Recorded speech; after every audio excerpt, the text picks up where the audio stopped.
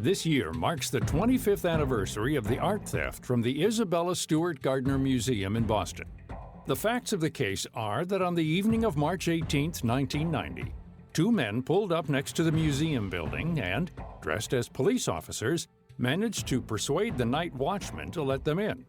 The robbers tied up both of the museum guards and proceeded to steal several Rembrandt works, including Storm on the Sea of Galilee, the only seascape Rembrandt ever painted, Vermeer's The Concert, 5 works on paper by Edgar Degas, Manet's Chez Tortoni, several other pictures, and a finial from the pole of a Napoleonic silk flag.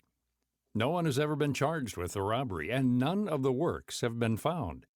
The mystery surrounding the heist has captured the imagination of a number of writers, including Stephen Kurkjian, a Pulitzer Prize-winning journalist for the Boston Globe and author of Master Thieves, the Boston Gangsters Who Pulled Off the World's Greatest Art Heist. Kurkjian says that the security in the building at the time was not what you'd expect for an institution housing that kind of art. In the 5 or 7 years before, artwork had risen in value dramatically. The museum at the time was run by a group of men who were not dedicated to fundraising a capital campaign to improve the security and the look of the museum, the ventilation system. They just were not keeping up. The security chief at the time had sent several times requests to the board and the director at the time asking for infusion of capital to improve security. But those requests were not met with the same sense of urgency that he had sent them out. In addition, the watchmen were not pros. They were 2 young men paid minimum wage. But were the robbers pros themselves? Kurkjian says it's not known for sure, but the disguises were amateurish, and the actual removal of some of the art pointed to robbers who were not sophisticated art thieves. They cut them out of their frames. The 2 major Rembrandts that were stolen out of the Dutch room were cut out of their frames. And that in itself is going to cause damage, hopefully not irreparable, but damage to the artwork. So if someone had planned this crime to steal such pieces of art that, let's say, they could not live without, I doubt very much that they would have put in place thieves who would be cutting masterpieces out of their frames. In his book, Kurkjian takes the reader on a tour of the Boston underworld of organized crime, street thugs, and other shady characters who, because of their reputations or a tip from a cohort or family member, had some connection to the stolen art. Reporter Tom Mashberg, formerly of the Boston Herald, wrote extensively about the heist and about how he was taken to a warehouse in Brooklyn, New York by an antiques dealer and petty crook named William Youngworth to see the stolen art.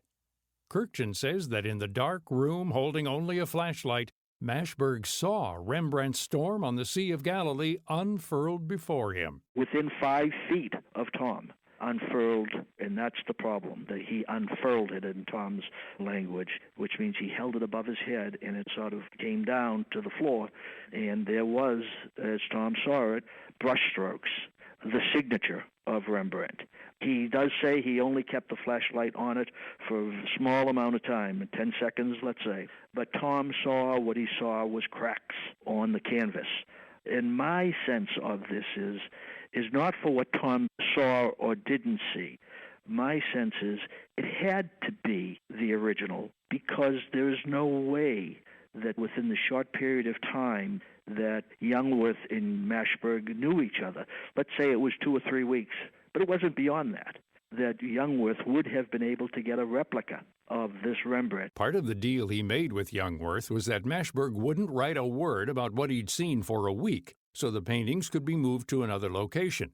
Kurkjian says that later Youngworth provided some paint chips, purportedly from the Rembrandt, but those turned out not to be from that painting and cast doubt on Youngworth's ability to produce the artwork. So, who did steal the artwork, and where did it go? Kurkjian has his theory and his suspects, but that's part of the mystery and surprise in his book.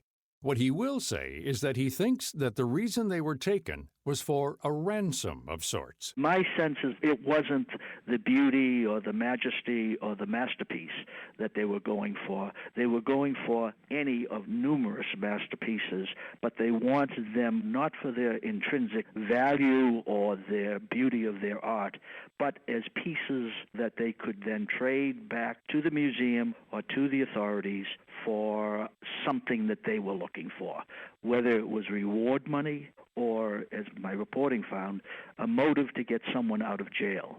That, in the end, was their goal. It hasn't worked. And Kirkton says that the FBI wouldn't fall for that kind of scheme anyway. So what can happen to artwork, the Gardner pieces, or any other of the $6 billion a year in art, when it's stolen?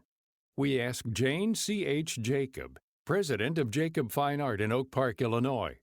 Jacob says that the sale of stolen artwork is a risky and difficult business. There cannot be a legal venue that it could be sold in. So other museums knowingly would never touch it.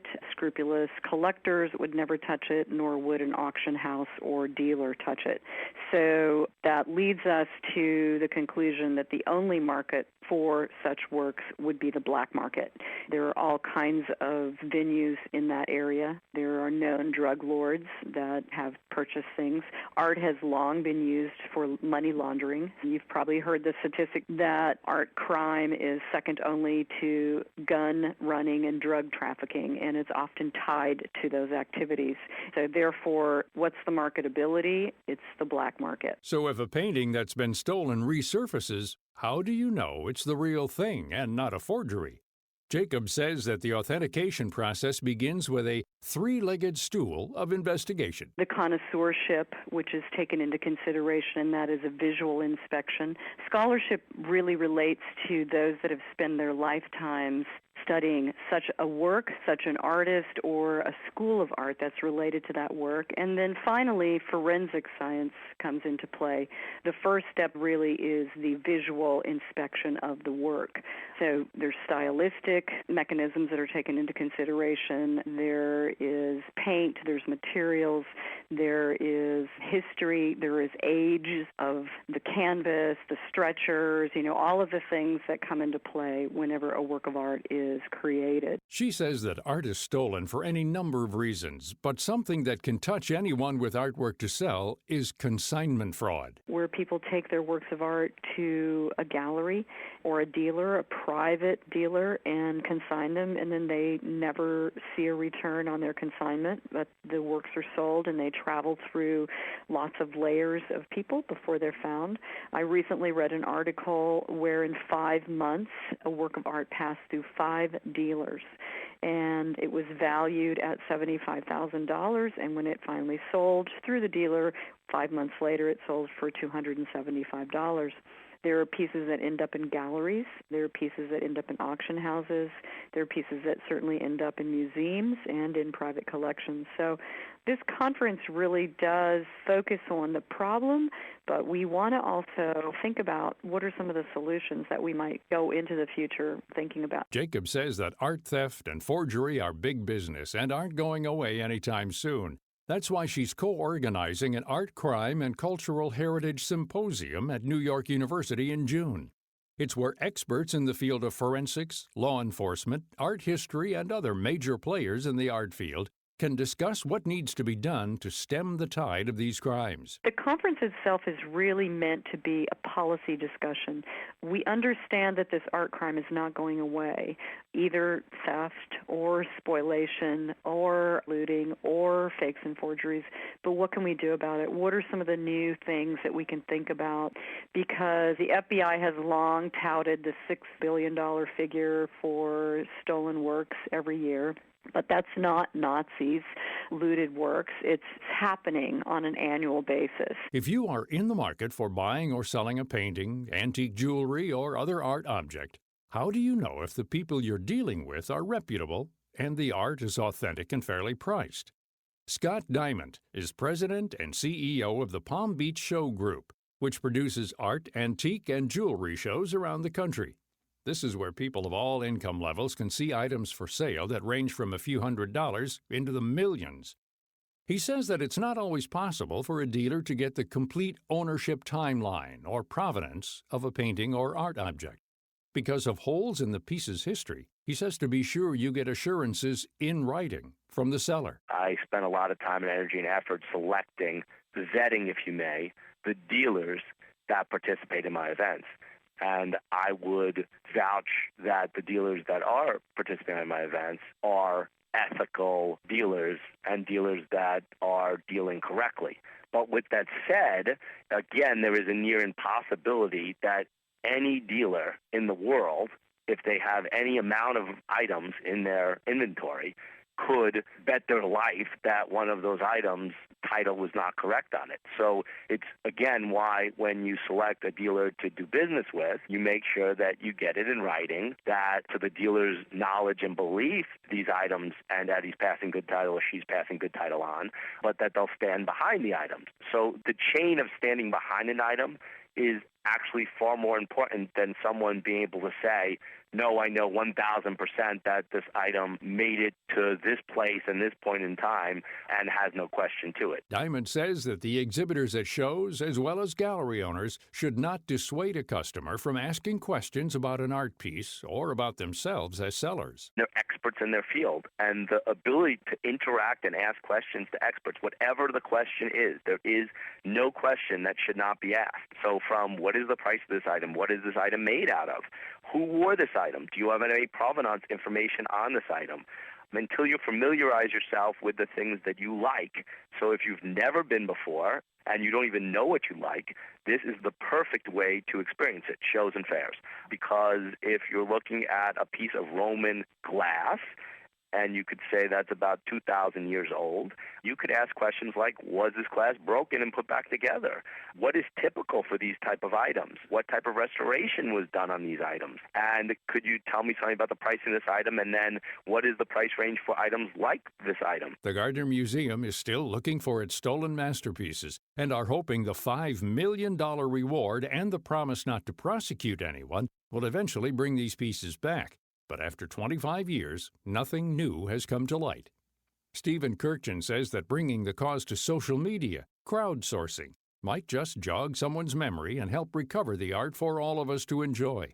He also wants official local leaders, political, business, religious, and celebrities from the entertainment and sports worlds to stand in front of the empty frames of those masterpieces in the museum and call on the public for their help. This is our loss. This is a public loss. It's a loss to the Commonwealth. And I think to have that message replicated through social media is how crowdsourcing comes into it. But let Boston be reminded, as we call ourselves a world-class city, as we call ourselves still recovering from, but on its feet in fighting back from the marathon bombing, as we yearn to become an Olympic city, let us not forget the loss of these masterpieces. You can read about the heist and a theory about who is responsible for it in Stephen Kirkchin's book, Master Thieves, available in stores and online. You can also visit him on his Facebook page. To find out more about Jane Jacob and her work, log on to jacobfineart.com. Information on the Art Crime Symposium is on the New York University website at nyu.edu. And for a listing of his art shows around the country, Scott Diamond of the Palm Beach Show Group invites listeners to visit his site at palmbeachshow.com. You can always find out more about all of our guests on our site at viewpointsonline.net. I'm Gary Price. Nearly a third of people with diabetes say they can't make sense of their blood sugar results. But with the new One-Touch Vireo blood glucose monitoring system, patients can better understand the results without doing extra work. Easy to use, its color-coded range indicator shows whether a result is within, below, or above range limits. After using the One-Touch Vireo meter for a week, 94% of patients said it made the results simple to understand. Here's Dr. William Polonsky, co-founder and president of the Behavioral Diabetes Institute. Many people may feel overwhelmed by too much information that isn't clear or simply the day-to-day effort of managing diabetes. The one-touch variometer can help patients feel more confident about managing their blood sugar by providing helpful feedback about the results and opportunities for better control. The one-touch variometer also looks for signs of progress and provides positive reinforcement through automatic messages that let patients know when results are consistently in range or back in range. To learn more, visit onetouch.com.